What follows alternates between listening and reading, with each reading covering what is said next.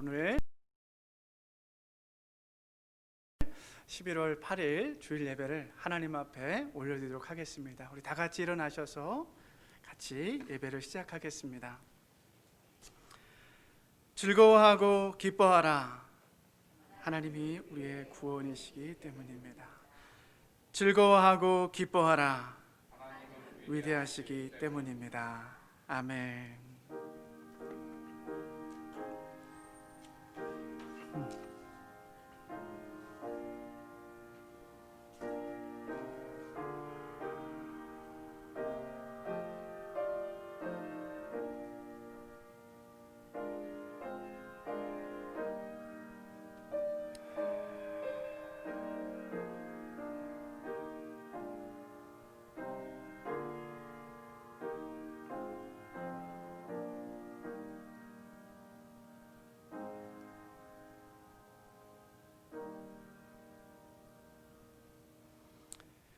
사랑과 은혜의 주님, 사랑하는 당신의 백성들이 이 시간 고개를 숙이고 겸손하게 예배자의 자리로 나아왔습니다. 우리들의 생각과 마음과 뜻이 온통 당신의 영광과 기쁨으로 채워지게 하여 주옵소서. 이 거룩한 예배를 통해 하나님 당신이 기뻐하시기를 기도하고 소망합니다. 더불어 이 예배 가운데 있는 당신의 사랑하는 자녀들에게 하늘의 기쁨과 소망으로 가득하게 하소서. 세상의 염려와 근심 대신 당신을 향한 온전한 신뢰와 기도가 있게 하여 주옵소서. 예수 그리스도의 이름으로 기도합니다. 아멘.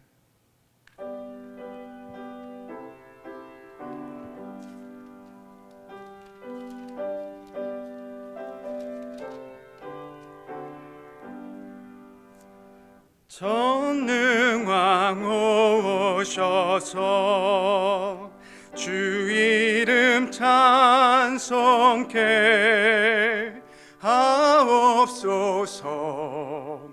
영광과 권능의 성부여 오셔서 우리를 다스려 주옵소서. 강생한 성자여 오셔서 기도를 들으소서. 택하신 백성들 목 내려 주시고 노룩한 마음을 주옵소서. 위로의 주 성령 오셔서 큰 증거 주옵소서. 전능한 주시여 각 사람 마음에서 떠나지 마시고 계십소서. 아멘. 성삼위일체께 한없는 찬송을 드립니다. 존귀한 주님을 영광 중 배웠고 영원히 모시게 하옵소서. 아멘.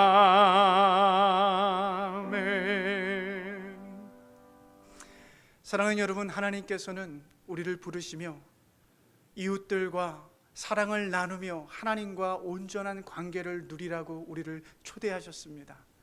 오늘 시간에 한 주에 우리의 삶을 돌아보면서 사람들에게 말과 생각과 행동으로 지은 죄들을, 그리고 하나님 앞에 지은 죄들을 고백하도록 하겠습니다. 먼저 주보 안에 있는 우리 공동 기도문을 함께 같이 기도하도록 하겠습니다.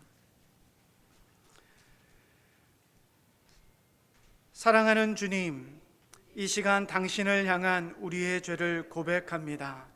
우리가 당신의 뜻을 존중하지 않았으며 서로를 사랑하지 않았습니다. 우리는 주변에 있는 정의롭지 못한 것들에 눈과 귀를 닫았습니다.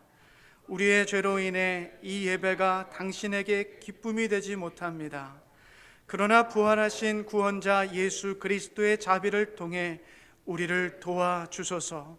당신과 사람들과 자연과의 올바른 관계를 회복하게 하사 우리로 당신을 찬양하고 노래하며 기쁨이 되게 하소서. 예수의 이름으로 기도합니다. 아멘.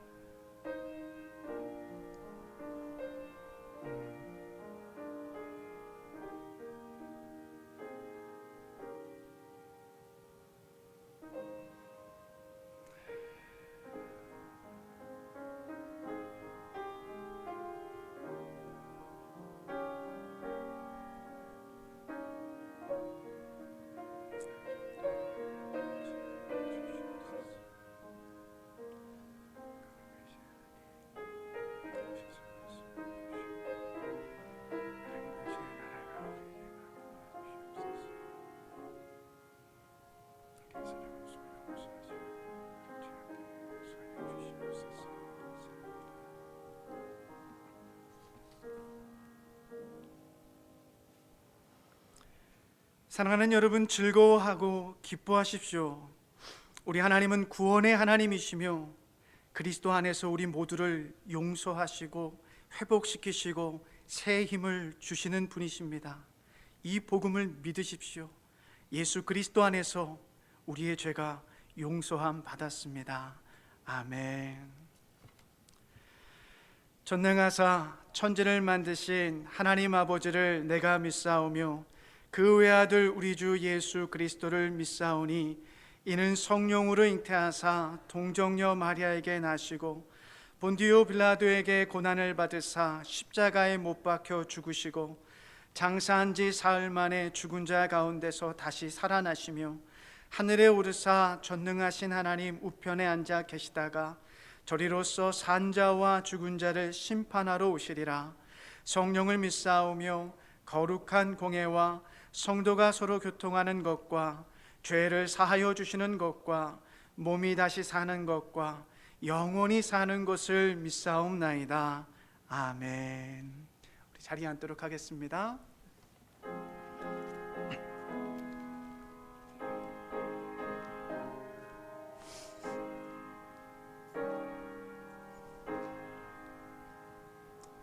예수는 나의 힘이요 내 생명 되시니 구주 예수 떠나가면 죄 중에 빠지리. 눈물이 앞을 가리고 내 맘에 근심 쌓일 때 위로하고 힘 주시리 주 예수. 아멘. 예수는 나의 힘이요 내 지구 되시니 그네를 간구하면 풍성히 받으리. 눈물이 매를 주시니 주수할 곡식 많도다. 귀한 열매 주시느니 주 예수. 예수는 나의 힘이요 내 기쁨 되시니 그 명령 준행하여 늘 충성하겠네. 주야로 보호하시면 바른 길 가게 의지하고 따라가리. 주 예수는 나의 힘이요 내 소망 되시니. 이 세상을 떠나갈 때 곧 영생 얻으리. 아멘.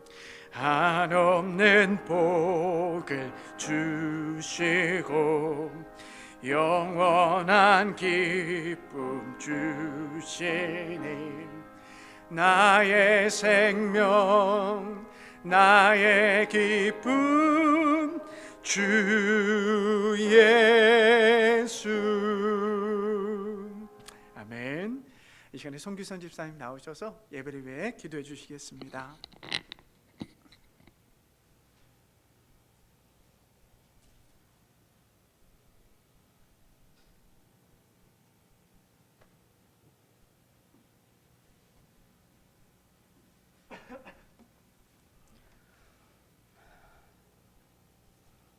사랑과 은혜가 풍성하신 하나님 아버지, 이 시간 주님의 크고 놀라운 그 사랑에 참으로 감사를 드립니다. 지난 한 주간도 저희들이 살아갈 때에 정말 세상에서 살아가기에 정말로 이 모양 저 모양으로 힘들고 어려운 일들이 많이 있습니다. 하지만 그 가운데도 저희들을 주님의 자녀로 택하여 주시고 보호하여 주시고 이 시간 주님 앞에 나와서 감사하며 찬양하며 기도할 수 있도록 은혜를 베풀어 주시니 주님 감사합니다. 정말 저희들이 때로는 너무나도 어리석고 아버지 무지하여서 저들의 힘으로 저희들의 마음으로 모든 것을 하려고 하지만 주님께서 저희들에게 은혜를 주시지 아니하시면, 주님께서 저들과 함께 하여 주시지 아니하시면 아무것도 이루어지지 않는 것을 아버지 하나님 깨닫게 하시니 주님 감사합니다. 아버지, 2020년도 하나님 얼마 남지 않았습니다.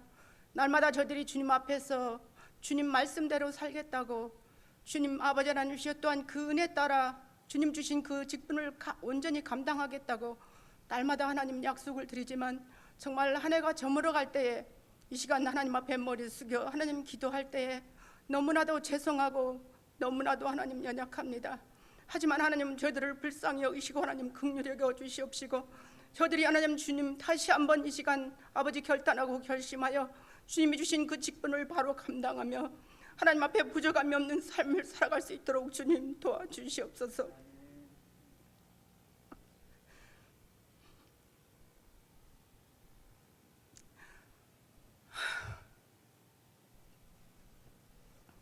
아버지 하나님, 주님께서 세우신 하나님 이 제단을 하나님 불쌍히 여기시고 하나님 긍휼히 여겨 주시옵시고 정말 바이러스 때문에 하나님 또한 무엇 때문에 저들이 하나님 또한 아버지 불평하고 원망하며 너무나도 하나님 저들의 믿음이 무뎌지고 너무나도 힘든 가운데 있습니다.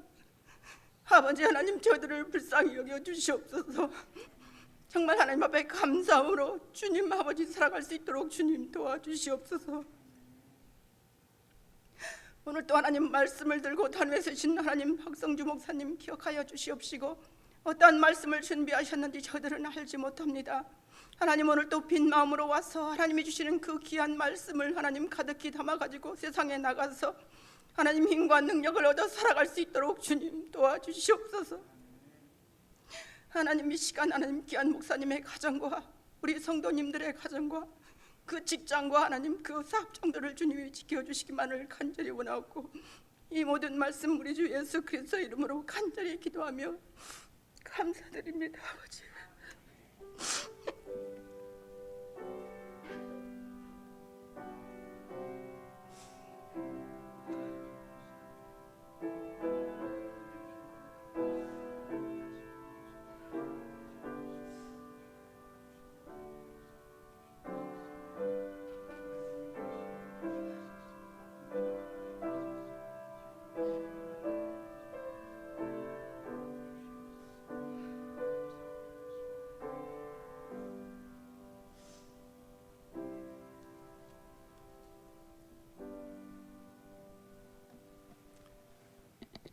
오늘 이 아침에 우리에게 주신 하나님의 말씀은 히브리서 13장 1절에서 2절의 말씀입니다. 우리 짧으니까 다 같이 읽도록 하겠습니다. 시작. 서로 사랑하기를 계속하십시오. 나그네를 대접하기를 소홀히 하지 마십시오. 어떤 이들은 나그네를 대접하다가 자기들도 모르는 사이에 천사들을 대접하였습니다. 아멘. 하나님의 말씀입니다. 오늘 우리 박성준 목사님은 우리 NCKPC, 우리 PCUSA 미국 장로교 안에 있는 한인교회 우리 사무총장으로 섬기시다가 지금은 이제 영국국에서 이제 사역하고 계시는데요. 멀리에서부터 찾아오셨습니다. 이렇게 나오셔서 말씀 전해주실 때 우리 큰 박수로 환영하도록 하겠습니다.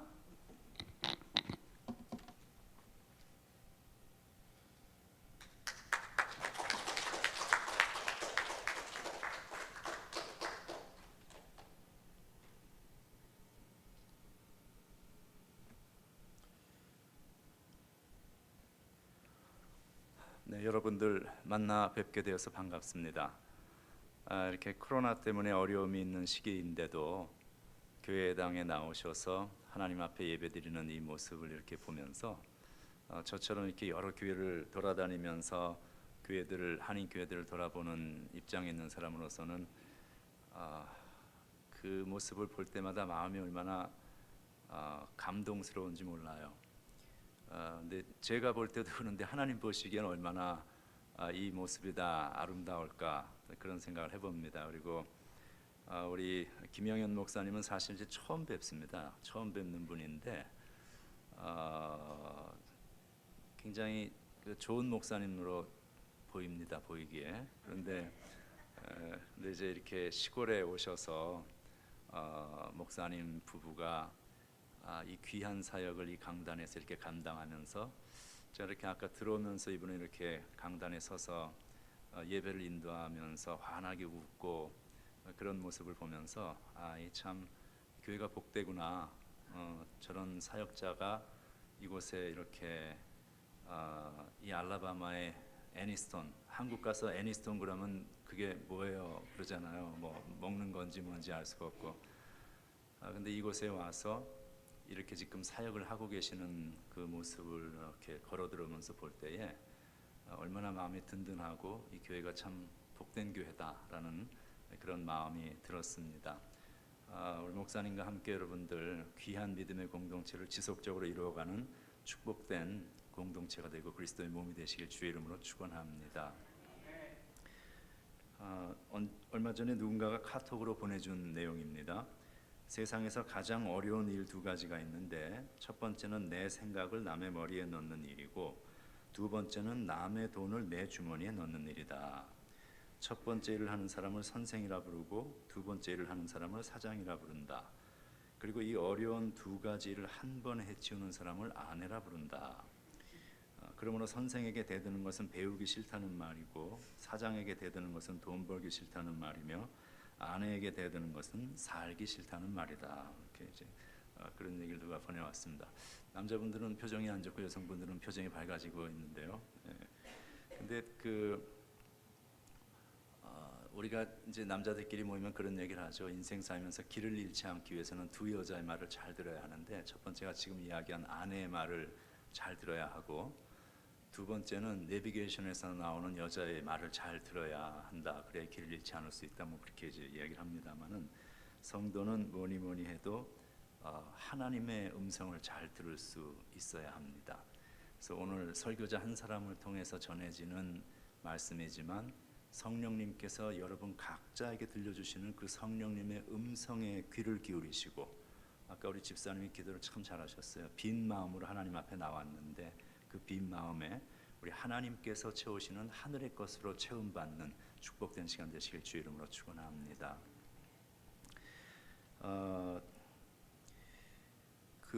우리 미국 장로교단에 이제 우리 애니스톤 한인 장로교회가 속해 있죠. 근데 미국 장로교단에 대해서 여러분들이 얼마나 아시는지 모르겠습니다만, 그저 제가 이번에 이곳에 방문을 해서 기회가 되기 때문에 미국 장로교단과 우리 한국 교회가 가지고 있는 그런 어떤 연관성을 잠시 좀 설명을 먼저 드리려고 합니다. 우리가 속한 미국 장로교단은 우리 조선, 그러니까 우리나라죠. 우리나라 이전의 나라이긴 하지만 어쨌든 조선의 최초로 복음을 전해준 교단입니다. 그러니까 우리 한국 사람들이 어떻게 해서 복음을 받기 시작했는가? 선교사 가장 첫 번째 조선이라는 나라에 도착한 선교사들이 미국 장로교에서 파송한 선교사들이었습니다. 그래서 1884년 9월 달에 닥터 호레스 알렌이라는 사람이 들어옵니다. 이분이 이제 원래 만주로 가서 일을 할 계획이었는데 뭐가 일이 잘 안 돼가지고 조선으로 들어오게 되었어요. 근데 들어와 보니까 할 일이 없는 거예요. 왜냐면 원래 조선으로 들어올 계획이 아니었기 때문에.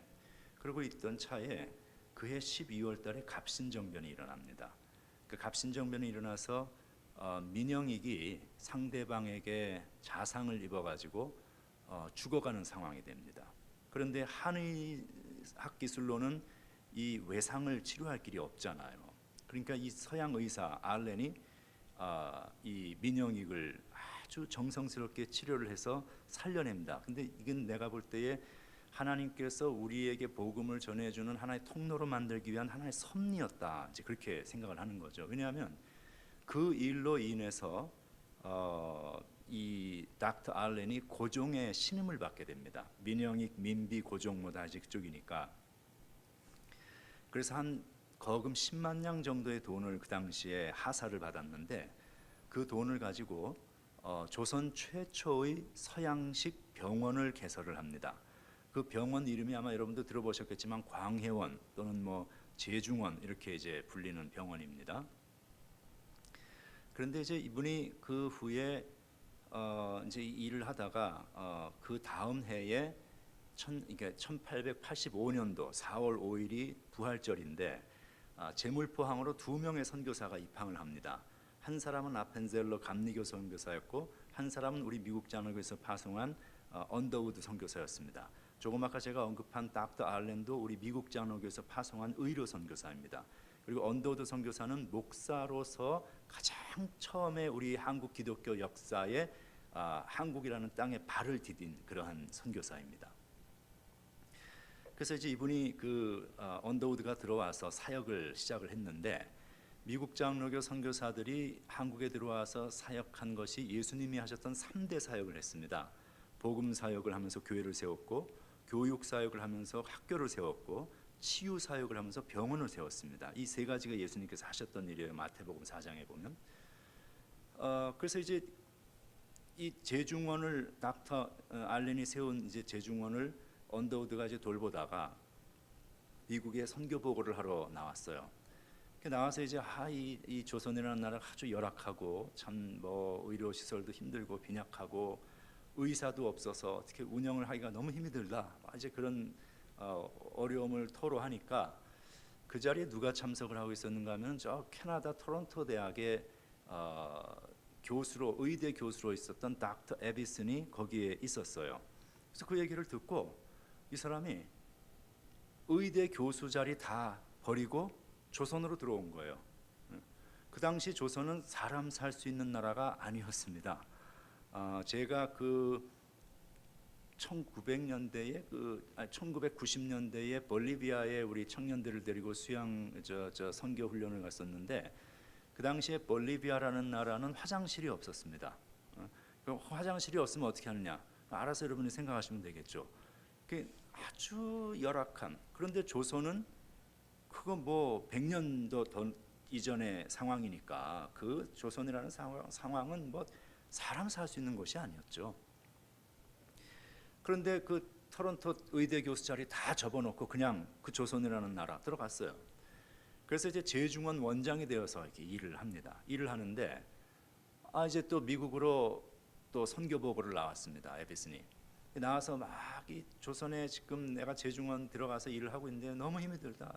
아무 패실리티도 없고 뭐가 없다. 이게 이제 어려움을 또 토로했습니다. 그랬더니 그 자리에 누가 참석을 했는가 하면 저 클리블랜드 오하이오에 살고 있었던 루이스 세브란스라는 사람이 참석을 했습니다. 그 루이스 세브란스의 할아버지는 그 클리블랜드 지역의 최초의 의사입니다. 그리고 이 세브란스는 그 당시 락펠러와 함께 스탠다드 오일 컴퍼니라는 것을 만들어서 아주 굉장히 큰 돈을 벌었던 기업가였습니다. 그런데 이 루이스 세브란스는 이 교회도 장로님 계실 텐데 우리 미국 장로교 장로예요. 이 세브란스가 장로이자 그리고 우리 교단 총회의 부총회장을 지낸 분입니다.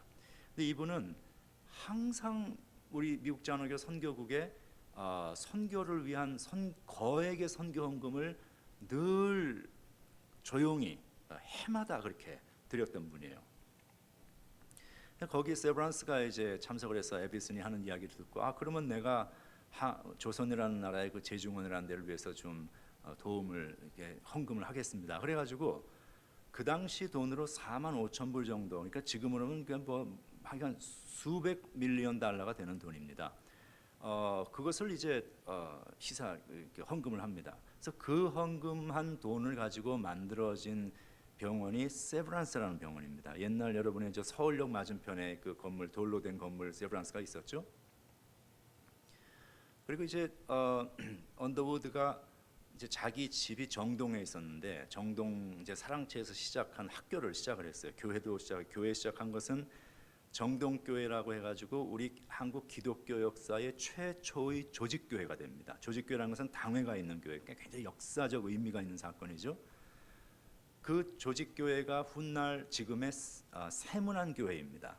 세문안교회가 되고, 그리고 이제 자기 또 집에서 시작한 이제 고아원을 시작했어요. 그 당시 역병이 돌아가지고 많은 사람들이 죽고 애들이 뭐 버려져 있으니까 그 아이들을 데려다가 이제 고아원을 시작했는데 그것이 이제 언더우드 학당이었습니다. 언더우드 학당이 훗날 경신학교가 되고 경신학교가 훗날 연희전문으로 바뀌게 됩니다. 그리고 훗날 그 연희전문과 조금 아까 그 세브란스 병원 이 둘이 합병을 하면서 앞에 있는 글자 하나씩을 따서 연세대학교가 됩니다. 지금의 연세대학교가 이제 그 미국 장로교가 세웠고요. 그리고 1890년에 이 언더우드 선교사가 과로로 사망을 합니다. 그리고 나서 그 형이 자기 동생이 하던 사역을 이게 중단되게 해서는 안 된다 해가지고 또 거액의 돈을 헌금을 해가지고 지금의 이 신촌에 있는 연세대학교 부지 땅을 다 구입을 합니다. 그래가지고 그것을 넘겨줍니다. 그래서 뭐 여러분 생각해 보세요. 그때부터 시작되어진 이 연세대학교라는 학교를 통해서 배출되어 나온 학생들이 도대체 숫자가 몇이겠어요. 그리고 숭실이라든지 정신이라든지 뭐 하여간 전국 뭐 제가 다 이야기를 할 수 없는 전국 곳곳에 수많은 학교를 세웠고 저쪽 평양 쪽에는 이 북장로교 선교사는 올라가서 평안도라든지 황해도라든지 서울 경기 지역을 중심으로 사역했고 남장로교는 한 7년 후에 들어와서 충청, 호남, 제주 지역을 중심으로 사역을 했습니다. 근데 이제 그 평양 지역에는 그 여러분 들어보셨겠지만은 우리 한국의 그 아주 놀라운 그 부흥의 운동이 있었는데 그게 평양 대부흥 운동이라고 이야기를 합니다. 그 평양 대부흥 운동의 시발점이 되었던 교회가 장대현 교회예요. 그 장대현 교회를 마포 3열 그 세뮤얼 마펫이라는 선교사 다 20대 들어왔어요. 전부 20대 들어와서 평생을 다 바쳤습니다. 그래서 그 들어오셔가지고 그 장대현 교회를 사역을 하면서 평양 부흥 운동이 시작이 되고 또 평양 신학교라는 걸 세우고 이제 학장이 됐어요. 그분이 그 평양 신학교는 훗날 지금의 장로의 신학교라는 우리 대한민국에서 가장 하여간 소중한 그런 대표적인 신학교가 됩니다. 그리고 그 신학교에서 훈련을 받은 젊은 청년이 애니스토에손이라는 곳에 와가지고 이제는 뭐 40대가 넘어서 여러분 교회 목사가 되어 계시는 거예요. 이게 우리가 이런 걸 보면 이 모든 일들이 하나님의 섭리 가운데서 인도함 받고 진행되었다는 것을 우리가 보게 됩니다. 학교를 세우고 대구 동산병원이라든지 전주 예수병원이라든지 많은 곳곳에 크고 작은 병원들을 세우고요. 뭐 교회들 뭐 연동교회, 승동교회.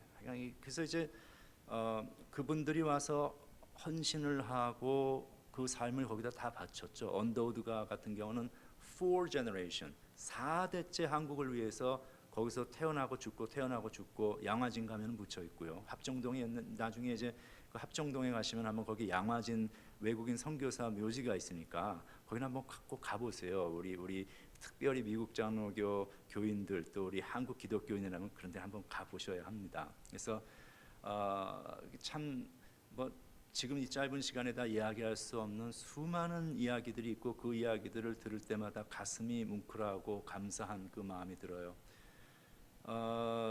이게 한 135, 6년 전에 불과 있었던 사건들인데 그리고 나서 지금 100년 조금 넘은 시간이 지났는데 우리 조선이라는 사람 살 수 없는 그 나라는 지금의 G20 전 세계에서 10번, 12번째로 부유한 나라가 되었습니다. 자원도 없고 사람도 없고 땅도 없는 나라입니다. 그죠? 그런데 이 나라가 이게 불과 100년 만에 이 전 세계 선진국 대열에 당당하게 어깨를 드러내고 여러분 지금은 어디 가서도 한국 사람이라는 거 별로 부끄럽지 않죠. 한 2, 30년 전만 해도 한국 사람이라는 거 말하기 조금 그랬습니다. 근데 지금은요. 한국 사람이라는 것을 전혀 부끄러워하지 않습니다. 삼성폰 딱 하나 들고 다니면요. 아주 뭐 미국 사람들도 그거 사지 못해서 그러고 삼성이 하여한 사람들이 보통 1년에 한 30만 명 이상입니다. 애플이 하여하는 사람들이 한 8만 명입니다. 상대가 되질 않습니다. 전 세계 기업 가운데서 최고의 기여를 하고 있는 기업 중에 하나가 되어 있습니다. 어쨌든 뭐 그렇게 한국인이라는 사실을 부끄럽지 않게 말할 수 있도록 우리의 이 목에 힘을 줄 수 있도록 만든 이 일들이 도대체 어떻게 해서 나타났을까? 여러분 한국에 60, 70, 80년대다 살다 오셨을 텐데 그 당시에 한국의 삶의 조악함을 한번 생각을 해보십시오. 이런 나라가 되리라는 것을 우리는 70년대까지만 해도 상상을 하지를 못했었어요. 근데 그게 어디서 왔는가 한번 생각을 잘 해보면은요, 결국은 사람입니다. 그냥 하늘에서 뭐가 뚝 떨어진 건 아니고요, 사람인데 그 사람들이 조선 시대와 같은 시대가 그대로 진행이 되었다면 지금의 우리는 존재하지 않습니다. 미국이라는 곳에 와서 살 수도 없고 존재하지 않죠. 그런데 그 조선이라는 사람 살 수 없는 어둠의 땅을 미국 장로교 선교사들이 들어가서 열심히 복음의 씨앗을 뿌리고 이 나라를 이렇게 두어서는 안 되겠다. 의식 개혁을 해야 사람 살 만한 나라가 될 수 있다고 생각해서 교육 사역을 시작했고 학교를 세우고 병원을 세우고 교회 복음을 전한 거예요.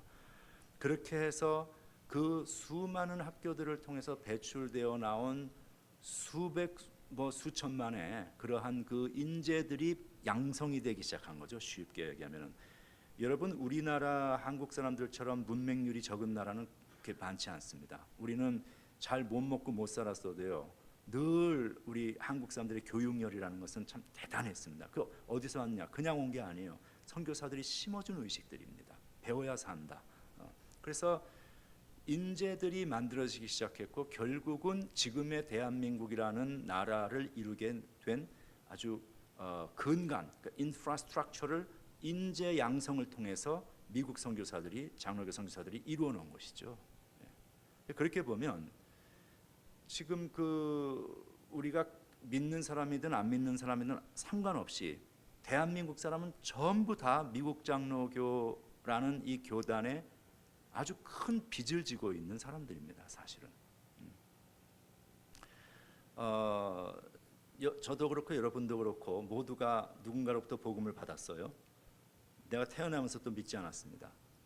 그게 뭐 부모님이 될 수도 있고 뭐 친구가 될 수도 있는데 그럼 그들도 누군가로부터 또 복음을 받았겠죠. 그렇게 거슬러 올라가면 저 끝에, 가장 끝에 누가 있는가 하면 미국 장로교 선교사들이 있다는 겁니다. 그래서 여러분과 저는, 우리 모두는 미국 장로교가 뿌려놓은 복음의 씨앗에 맺힌 열매들입니다. 우리는 그 사실을 몰랐지만 하나님은 그렇게 일하셨던 것이죠. 그러면 이제 우리가 해야 될 일은 뭐냐? 우리가 거저 받은 하나님의 사랑과 복음을 우리도 나누어 줄 수 있어야 합니다. 그리고 그것을 우리 후손들에게 물려줄 수 있어야 합니다. 그죠? 우리가 지금 한 150년이 지나서 우리에게 복음을 전해주었던 미국 장로교 선교사들을 기억하며 그들에 대한 감사를 되새기는 것처럼 이 자리에 100년, 200년의 시간이 흐르고 나면 누구도 이 자리에 남아있지 않습니다. 우리가 예배드리는 이 장면을 영화로, 드라마로 이렇게 만든다고 하면은 이 자리에 앉았던 사람들이 그냥 휙 하고 다 fade out 없어지는 거예요. 그리고 이 빈자리에는 새로운 사람들이 앉게 될 것입니다. 그들은 우리의 후배들이고 우리의 후손들일 것입니다.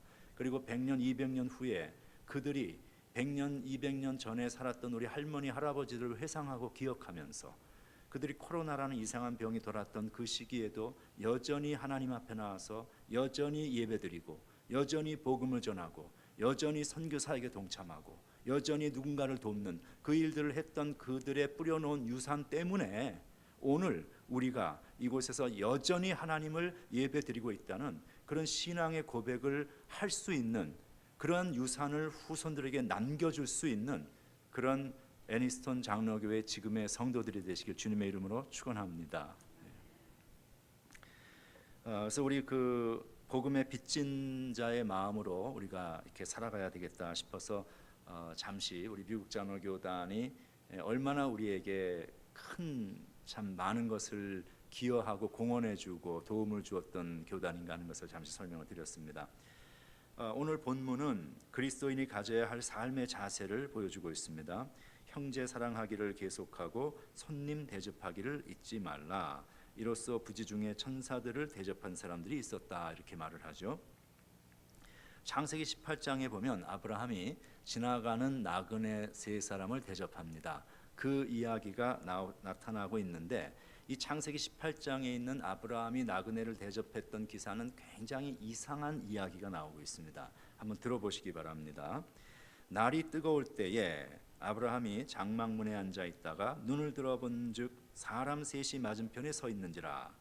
그가 그들을 보자 곧 장막문에서 달려나가 영접하며 몸을 땅에 굽혀 이르되 내 주여 내가 주께 은혜를 입었사하면 원하건대 종을 떠나가지 마시옵고 물을 조금 가져오게 하사 당신들의 발을 씻으시고 나무 아래에서 쉬소서. 내가 떡을 조금 가져오리니 당신들의 마음을 상쾌하게 하신 후에 지나가소서. 당신들이 종에게 오셨음이니이다. 그들이 이르되 내 말대로 그리하라.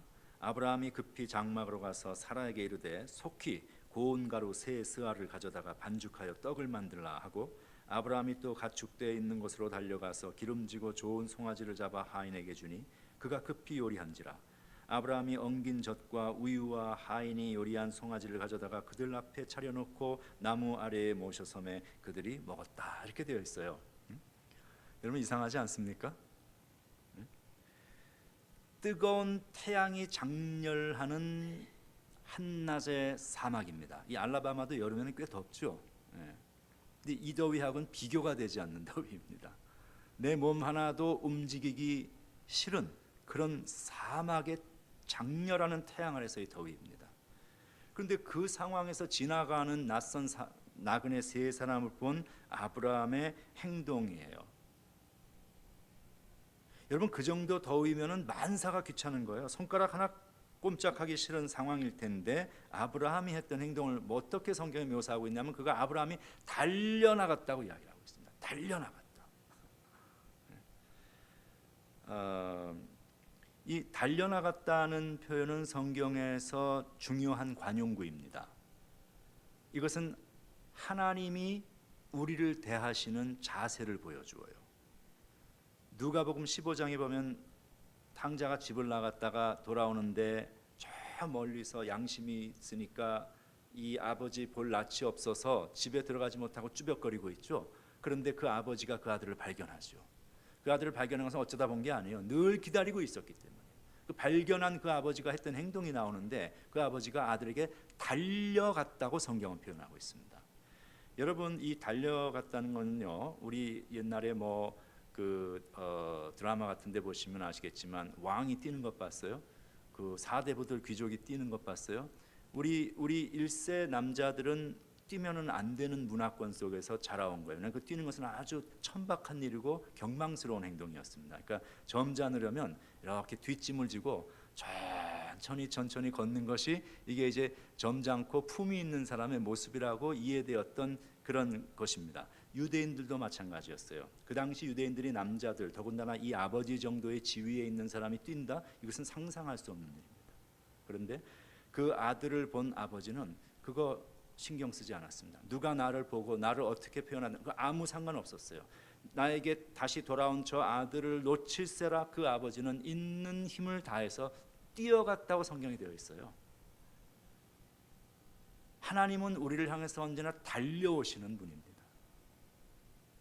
저 높고 높은 하늘 보좌 위에 가만히 앉아서 우리를 내려다보고 계시는 분이 아니라 우리의 아픔과 우리의 눈물과 우리의 고난과 우리의 슬픔과 우리의 어두움과 우리의 절망과 그 모든 것들 속에 우리를 버려두지 아니하시고 우리가 하나님을 바라보고 쳐다볼 때 그 하나님은 먼저 우리를 찾으시고 우리를 향해서 달려오시는 하나님이십니다. 그 하나님이 우리를 향해서 달려오셨기 때문에, 그리고 우리를 그 품에 안아 주셨기 때문에 오늘 여러분과 제가 이 자리에 앉아서 하나님을 예배하며 영원한 생명을 가지고 신앙을 고백하고 있는 것입니다. 달려나갔어요, 아브라함이. 그리고 내 집에 와서 씻고 나무 아래에서 쉬란다. 그러면 먹을 것을 준비해서 대접하겠다는 거예요. 이게 이해가 되는 일입니까? 이게 다가 아니에요. 고운 가루로 떡을 만들고 기름지고 좋은 송아지를 잡았다. 그러니까 자신이 가지고 있는 최상품의 어떤 재료를 다 썼다는 것이죠. 급히 요리하여 신선한 우유와 요리한 송아지로 나무 그늘 아래에서 그들을 대접했다. 무슨 돈 받고 판 게 아니에요.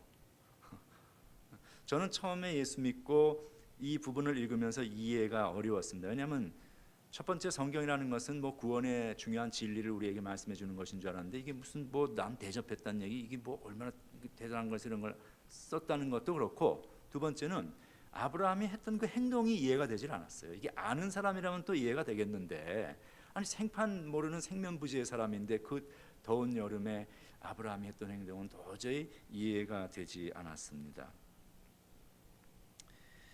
그런데 우리가 여기 하나 생각할 것이 있습니다. 아브라함은 그들이 누구인지 모르고 대접했습니다. 대가를 바라지 않고 대접했습니다. 그런데 그 결과는 하나님을 대접한 결과가 되었습니다. 그리고 그는 하나님으로부터 내가 아들을 낳을 것이라는 복음을 듣게 됩니다. 축복을 가져오는 결과가 되었다는 거죠. 아무 대가를 바라지 않고 했던 아브라함의 손대접의 모습입니다. 오늘 본문에는 두 가지가 하나의 페어가 되어서 나타나고 있는데요. 형제 사랑과 손대접입니다.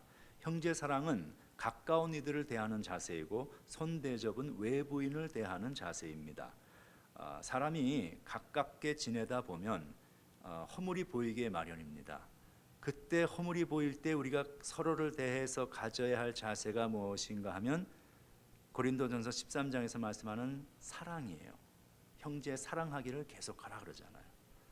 사랑, 고린도전서 13장이 말하는 사랑은요, 뭐 서로를 보면은 뭐 너무 좋아서 뭐 가슴이 뛰고 이런 사랑이 아니라 하나님이 우리를 대하시는 사랑이고, 그걸 좀 더 쉽게 이해하시려면은 부모가 자식을 대하는 사랑입니다. 그리고 그 사랑의 특징을 뭐라고 표현하고 있는 거면 사랑은 오래 참는 것이다 이렇게 얘기합니다. 오래 참는 것이다. 가만히 생각해 보면 하나님께서 우리를 대해서 참 오래 참아 주셨습니다. 우리 각자 나이가 몇 살이 되었든 하나님은 지금까지 우리를 대해서 참아 주고 계십니다. 부모는 사랑하는 자식들, 때로는 속썩이죠. 때로는 애물단지라고 생각되어지죠. 그러나 부모는 자식을 버리지 않습니다. 참아 줍니다. 언제까지? 죽을 때까지. 끝까지 참아 줍니다. 그게 하나님의 사랑이고 부모의 사랑입니다. 그런데 그 사랑 때문에 우리가 하나님 앞에 심판받지 않고 지금 이 자리에 이렇게 잘 먹고 잘 살고 은혜로 나와서 예배드리고 있는 것이죠. 이게 필요하다는 거예요. 성도들 간에, 형제 간에, 가까운 이들 간에 이 오래 참아주는 사랑이 필요하다고 성경은 말합니다. 이 사랑과 더불어서 나타나고 있는 또 하나의 개념이 손대접입니다. 손대접은 오늘 본문에도 보면 손님 대접하기를 잊지 말라 이렇게 말하고요. 로마서 12장 13절에 손 대접하기를 힘쓰라 그럽니다. 베드로전서 4장 8절 9절에도 보면 만물의 마지막이 가까웠다. 종말의 때가 왔다. 이렇게 얘기를 하면서 하는 말이 사랑은 허다한 죄를 덮느니라. 조금 아까 우리 했던 얘기, 사랑에 관한 이야기 했죠. 그리고 이어서 나오는 말씀이 서로 대접하기를 원망 없이 하라. 여기도 보니까 사랑과 손대접이 같이 나오고 있어요. 계속. 이것이 마지막 종말의 때를 살아가는 성도의 자세라는 거예요. 사랑과 손대접. 그렇게 보면 이 사랑과 대접이라는 것은 상호 보완적이고 상호 교환적이다. 사랑이 대접이고 대접이 사랑이라는 것입니다. 이 사랑이라는 개념과 더불어서 대접이라는 개념은 사람이 사람을 대해서 보여주어야 할 기본적인 삶의 자세입니다. 서로가 서로를 어떻게 대접하는가, 이것이 인간관계를 결정합니다. 대접하는 자세에 따라서 귀한 관계가 되기도 하고, 대접하는 자세가 잘못되어서 서먹한 관계가 될 수도 있습니다. 이 대접이라는 것은 꼭 식사 대접을 말하는 것은 아닙니다. 사람이 서로를 대하는 태도를 말합니다. 손대접이라는 것은. 손대접이라는 말은 영어로 hospitality입니다. 이 hospitality라는 말은 헬라어로 philoxenia라고 하는데, 이 philoxenia라는 말은 두 개의 단어가 합성된 단어입니다. 형제 사랑을 의미하는 필리오, 그다음에 나그네를 뜻하는 제노스, 이 두 단어가 합쳐진 거여서 필로제니아. 이 말의 헬라어의 손대접 hospitality라는 단어의 헬라어의 원어를 그대로 직역하면 나그네 사랑이라는 뜻입니다. 나그네 사랑. 손대접은 나그네 사랑입니다. 아브라함도 지나가던 나그네들을 대접했죠. 그 결과는 하나님 대접이었습니다. 이 나그네 사랑이 얼마나 중요한가 하면 초대교회에는 교회 지도자, 그러니까 목사, 장로, 집사 같은 교회 중직 지도자들이 되기 위해서 반드시 가져야 할 필수 덕목 중에 하나가 나그네를 대접하는 일이었습니다. 손대접이었습니다. 디모데전서 3장 2절, 디도서 1장 8절에 공히 나오는 말씀인데요. 감독은, 그러니까 목사는, 장로는 뭐 그런 얘기예요. 그런 사람들이 되려면 하면서 쭉 그들의 덕목을 열거하다가 나그네를 대접할 줄 아는 사람이어야 한다라고 이야기를 합니다. 이것도 보고 제가 좀 처음에 예수 믿으면서 이해를 못했어요. 아니 뭐 나그네 대접이 뭐 그렇게 중요한 거라서 뭐 이걸 목사 장로가 되어야 되는 사람들의 덕목에 반드시 있어야 되는 덕목에 이걸 집어넣었을까라고 이제 생각을 했죠.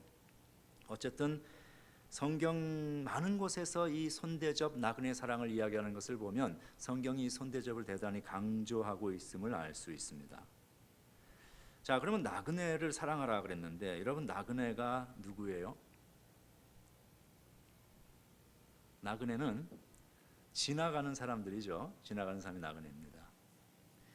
지나간다는 의미는 결국은 무엇을 우리에게 보여주는가 하면 인생이 그렇다는 걸 보여줍니다. 인생은 지나가는 거예요. 휙 지나갑니다. 젊은 시절에 청춘이 그토록 소중한지 몰랐죠. 청춘, 이는 듣기만 하여도 가슴이 설레는 말이다. 청춘, 너의 두 손을 대고 심장 같은 물방아 같은 가슴의 고동을 들어보라. 민태원의 청춘 예찬을 우리가 이야기하지 않는다 할지라도 청춘이 우리에게 가까이 있었던 그 젊은 시절, 우리는 청춘의 소중함을 몰랐습니다. 그런데 이제는 청춘이 그토록 소중한 것이구나라는 것을 가슴 시리게 깨닫죠. 왜? 그 청춘이 나에게 더 이상 가까이 있지 않기 때문입니다. 그것을 보면 인간은 참 어리석어요. 나에게 가장 소중한 것이 내게 있었을 때는, 나에게 가장 소중한 사람들이 내 옆에 있었을 때에는 그것의 소중함을 우리는 깨닫지 못합니다. 그리고 그것이 떠나가 버린 이후에야 그것이 소중한 것이었구나, 그때서야 깨닫죠. Too late.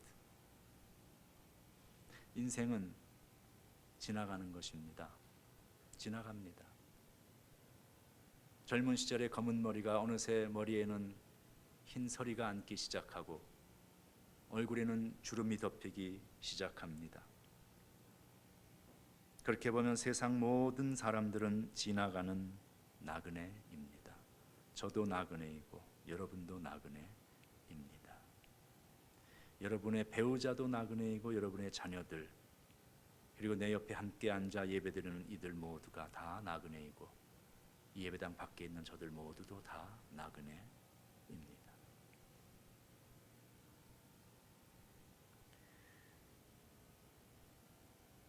이 손대접, hospitality, 나그네 사랑이라는 말인즉슨 우리가 인생을 살며 만나는 모든 이들을 잘 대해 주라는 뜻입니다. 나그네를 사랑하라. 나그네 사랑. 성경이 말하는 다른 말로는 이것을 이웃사랑이라고도 말합니다. 나그네 사랑은 이웃사랑. 그 대상이 가족이든 교인이든 믿지 않는 사람이든 우리와 생각이 다른 사람이든 나그네로 살아가고 있는 세상 모든 이들을 대하는 성도의 자세는 내가 만나는 모든 이들을 하나님께서 나의 인생에 보내주신 손님으로 생각하고 그들을 귀하게 대해야 한다는 것입니다. 그것이 손대접의 의미이고 성경이 말하는 이웃사랑의 뜻입니다. 우리가 이 손대접에 힘써야 할 중요한 이유가 있습니다. 그것은 이렇게 대접하는 일, 환영하고 받아주는 일, 그 일을 가장 먼저 하신 분이 우리 하나님이시기 때문입니다. 하나님이 우리 한 사람 한 사람을 먼저 받아주셨어요. 언제? 우리가 아직도 죄인 되었던 그때에. 우리가 죄 다 씻고 새 사람 되어서 괜찮은 사람 되었을 때에 하나님께서 우리를 받아주신 것이 아니고 우리가 여전히 죄인이었던 그 시절에 여전히 우리가 삶의 의미를 모르고 하나님의 사랑도 깨닫지 못하며 인생의 의미를 모르고 철없이 내 마음대로 방황하며 살아가던 여전히 죄인 되었던 그때에 하나님께서 우리를 받아주심으로 우리가 하나님의 자녀가 되었고 영원한 생명을 얻게 되었습니다.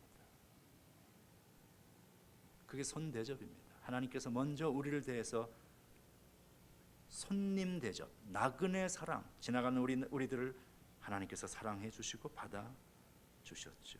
그렇기 때문에 이 hospitality는 단순히 집으로 초청해서 밥을 먹이는 차원의 문제가 아니고 그것도 귀하지만 근본적으로 이것은 사람이 사람을 대하는 자세입니다. 하나님이 사람을 대하고 그리고 서로가 서로를 대하는 그러한 자세, 그러게 우리도 서로를 그렇게 대해야 한다는 것이죠. 그렇게 보면 신앙이 무엇입니까? 신앙은 대접하는 것입니다. 서로를 대하는 것, 서로를 대해 사람답게 대하고 서로에게 나그네 사랑을 베푸는 것입니다.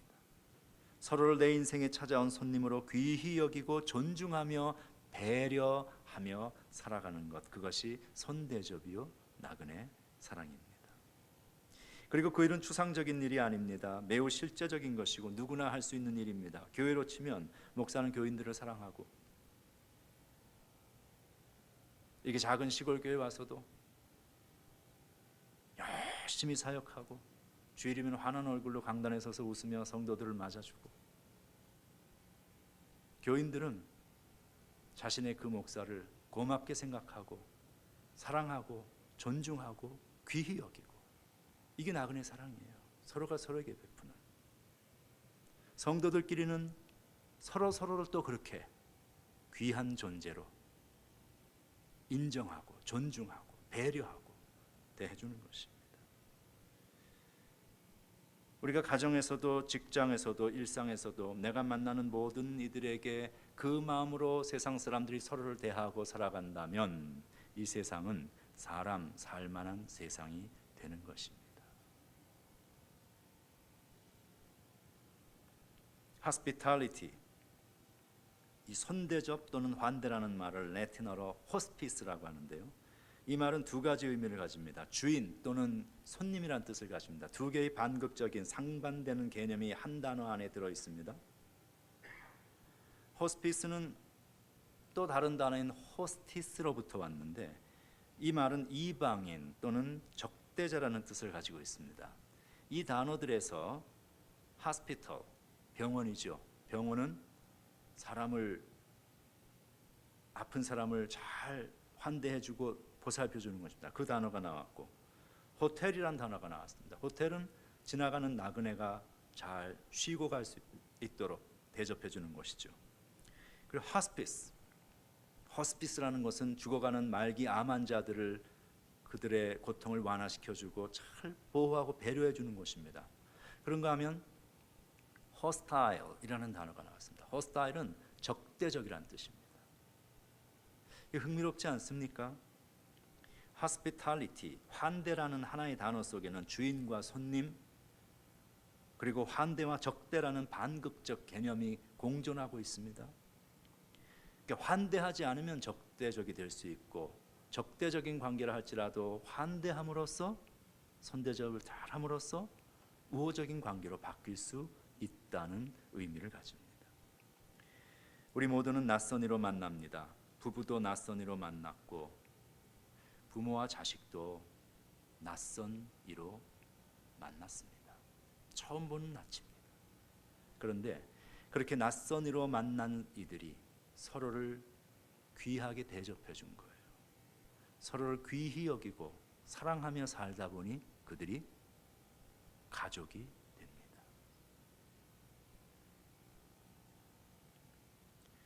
우리 모두는 서로에게 손님입니다. 손님으로 만나 함께 살아가며 서로를 대하여 환대의 관계가 되기도 하고 적대의 관계가 되기도 합니다. 서로를 환대하며 살아가는 세상을 성경은 천국이라고 부르고 서로를 적대하며 살아가는 세상을 지옥이라고 부릅니다. 천국과 지옥은 그리 멀리 있지 않습니다. 나의 마음, 나의 태도에 따라서 나와 더불어 살아가는 관계를 우리는 천국으로도 또는 지옥으로도 바꿀 수 있습니다. 그 선택은 나의 것입니다. 내가 있어서 내가 하는 일을 통해서 내가 속한 직장이 나의 교회와 나의 가정과 직장과 사회가 잘 되어가고 그들이 행복할 수 있도록 하는 모든 삶의 태도, 그것이 나에게 보내주신 인생의 손님들, 다른 말로 이웃이죠. 그들을 대접하는 그 삶이 손대접이고 환대입니다. 성경 말씀합니다. 서로 사랑하기를 계속하십시오. 나그네 대접하기를 소홀히 하지 마십시오. 이렇게 함으로 어떤 이들은 나그네를 대접하다가 자기들도 모르는 사이에 천사들 하나님을 대접하였습니다. 손대접하시는 인생 되어서 하나님을 대접하시는 삶이 되시고 하나님의 축복 속에 살아가는 인생 되시길 주의 이름으로 축원합니다. 기도하겠습니다. 하나님 감사합니다. 우리 모두는 낯선 이로 만나 살아갑니다. 그러나 우리가 서로를 대하는 우리의 삶의 대접이 그 대접의 자세를 따라 우리는 천국을 만들 수도 있고 지옥을 만들 수도 있다는 오늘 말씀을 되새기게 하심을 감사합니다. 하나님께서 먼저 우리에게 보여주신 손대접의 아름다운 모습, 우리가 서로를 대하며 그렇게 살아가는 인생 되게 하여 주시어서 나의 손대접을 인하여 내 주변의 이웃이 조금 더 사람 살만한 세상으로 바뀔 수 있게 하여 주시고 하나님의 나라가 이 땅에 임하는 은혜가 있게 하여 주시옵소서. 예수님 이름으로 기도합니다. 아멘.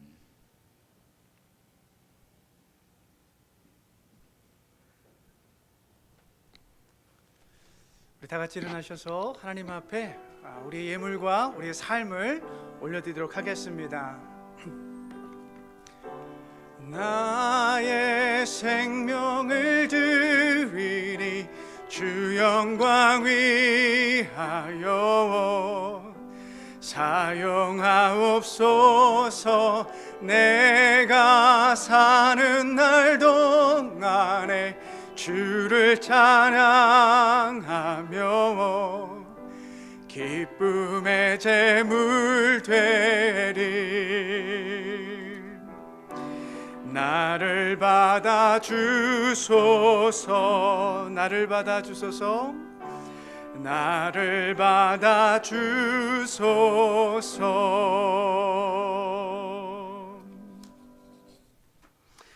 사랑의 주님, 지난 한 주간에도 땀 흘리며 수고하여 이 귀한 물질을 얻게 하시니 감사합니다. 주님 아십니다. 이 예물에는 우리의 눈물이 담겨 있으며 하나님에 대한 우리의 감사와 기도가 담겨 있습니다. 이 예물 안에 우리의 마음과 삶을 담아 올려드리오니 이 예물을 통하여 하나님의 나라가 확장되어지게 도와주시옵소서.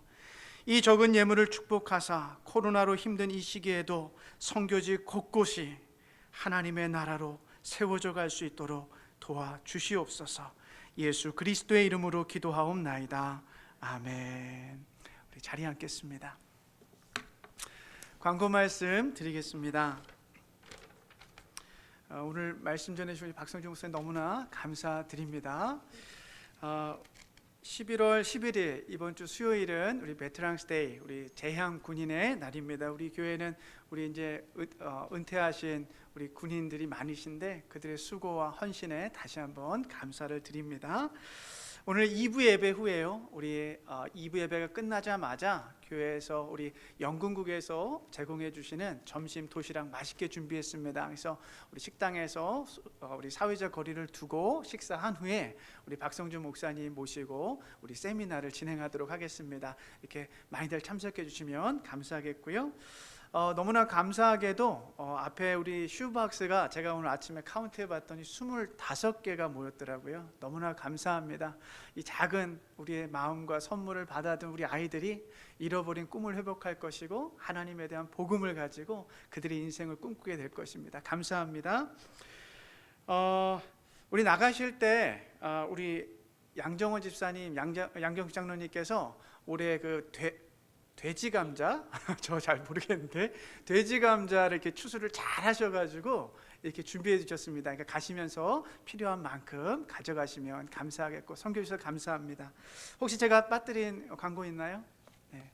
없으시다면 우리 다 같이 일어나셔서 우리 마지막 찬송가 1절만 같이 찬송하고 우리 박성주 목사님 축도로 예배를 마치도록 하겠습니다.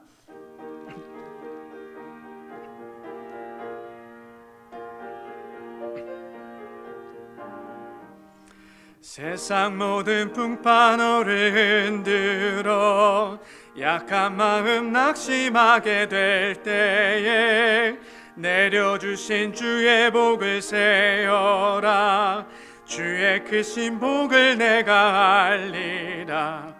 받은 복을 세어보아라. 크신 복을 내가 알리라. 받은 복을 세어보아라. 주의 크신 복을 내가 알리라. 사랑하는 성도 여러분, 이제는 평안한 마음으로 돌아가십시오. 주께서 여러분과 함께 하십니다. 여러분이 살아가시는 삶의 자리가 여러분을 인하여 이웃이 행복하고 아름다운 복의 근원이 되시고 그리스도를 증거하는 증인의 현장이 되시기를 바랍니다. 이제는 우리 주 예수 그리스도의 은혜와 하나님의 사랑과 성령님의 인도하심이 오늘 하나님 앞에 나와 선대접의 귀한 의미를 다시 한번 되새기며 나도 이제는 이웃을 그렇게 대하는 마음으로 살아가는 삶에 대해 하나님을 대접하고 우리 하나님의 은총을 이 땅에 널리 알리는 믿음의 인생 되기를 소망하고 돌아가는 사랑하는 성도들 위해 그리고 애니스톤 한인 장로교회 위에 지금부터 영원토록 함께 하시기를 축원하옵나이다. 아멘.